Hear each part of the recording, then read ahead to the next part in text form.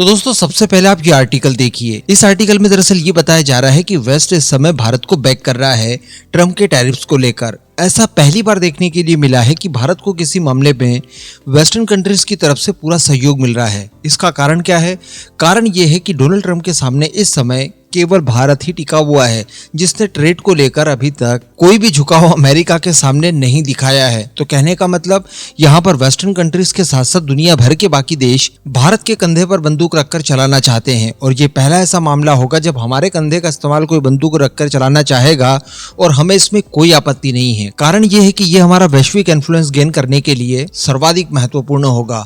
ये हिस्ट्री में दर्ज हो जाएगा कि भारत एकमात्र ऐसा देश उस समय खड़ा था जो कि अमेरिका के सामने नहीं झुका। जापान को ही ले लीजिए आप, क्योंकि उसी की बात करने जा रहे हैं हम लोग। जापान ने ट्रेड डील तो कर ली अमेरिका से, लेकिन क्या पूरे टैरिफ उसके ऊपर से गायब कर दिए? जो पहले लगाए थे उसमें 2-4% कम कर दिए। अल्टीमेटली टैरिफ तो उसे फेस करना ही है। इसके अलावा क्या शर्त रखी डोनाल्ड ट्रम्प ने कि आप $500 बिलियन का निवेश कीजिए अमेरिका में। अमेरिका में $500 बिलियन का निवेश करना कितना जोखिम भरा हो सकता है, और वो भी तब जब इकोनॉमिकली जापान इस समय काफी ज्यादा स्ट्रगल फेस कर रहा है। उसके लिए पॉसिबल है ही नहीं कि इतना बड़ा अमाउंट अमेरिका में इन्वेस्ट कर दे। और यहाँ तक भी होता तो समझ में आता, लेकिन इन्वेस्टमेंट के बाद जो मुनाफा होगा उसका भी बड़ा हिस्सा अमेरिका ही रखेगा।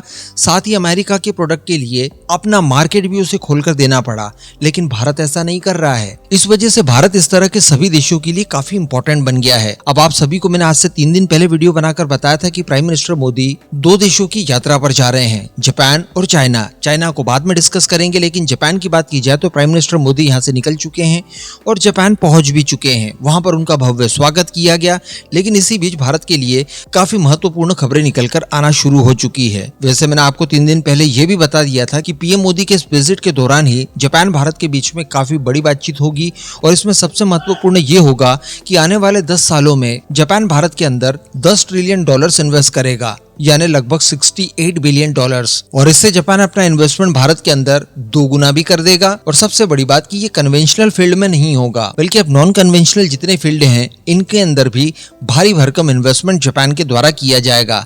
इसी बीच ये खबर भी निकल कर आ रही है कि जापान अब अपने प्लांट शिफ्ट करना चाहता है चाइना से भारत में। इसमें सेमीकंडक्टर्स हैं, LCD है, इसके अलावा सोलर इक्विपमेंट। तो जापान को मानना पड़ेगा, उसने जो प्रॉमिस किया था आज से कुछ समय पहले, जो प्लानिंग की थी कि चाइना के ऊपर से निर्भरता पूरी समाप्त की जाए, उसके ऊपर वो अडिग है, और इसमें भारत को वो सबसे ज्यादा इंपॉर्टेंस दे रहा है। इसी बीच खबर निकलकर ये भी आ रही है कि प्राइम मिनिस्टर मोदी के विजिट से ठीक पहले जापान की तरफ से एक बड़ा स्टैंड लिया गया। जी हाँ, बताया जा रहा है कि जापान के जो ट्रेड नेगोशिएटर हैं, जिनका अमेरिका विजिट होना था इसी दौरान, क्योंकि ट्रेड डील को लेकर आगे के और नेगोशिएशन दोनों देशों के बीच में होने थे, इन्होंने अपना विजिट टाल दिया है। रेफरेंस के लिए यहाँ पर आप आर्टिकल देख पा रहे हैं। और जैसा मैंने आपको बताया कि इस डील के दौरान सबसे महत्वपूर्ण जो मुद्दा था वो अमेरिका में $550 बिलियन के इन्वेस्टमेंट को लेकर था, जिसको लेकर अंतिम रूपरेखा तय की जानी थी। साथ ही अंतिम रूपरेखा तय हो जाने के बाद इसको लेकर आधिकारिक रूप से अनाउंसमेंट भी किए जाने थे। इसके अलावा ये भी बताया जा रहा है कि ट्रम्प के बड़बोलेपन से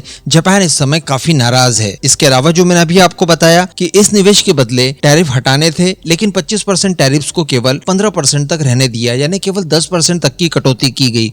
साथ ही जो $550 बिलियन इन्वेस्ट किया जाएगा जापान द्वारा, इसका भी 90% प्रॉफिट अमेरिका स्वयं रखेगा। तो बेशक ये निर्णय तो जापान का है, लेकिन इसमें कोई इफ एंड बट नहीं है कि इसके पीछे जो बैकिंग है वो भारत की है। अल्टीमेटली जापान को भारत एक बड़ा मार्केट प्रोवाइड कराने के लिए कमिटमेंट कर सकता है। साथ ही अमेरिका से काफी कम इन्वेस्टमेंट भारत में करके वो कई गुना ज्यादा प्रॉफिट अपने देश में लेकर जा भी सकता है। साथ ही इन सब के चलते भारत के साथ संबंधों को और मधुर कर सकता है, जो कि चाइना वाले पक्ष पर उसे भविष्य में काम आ सकते हैं।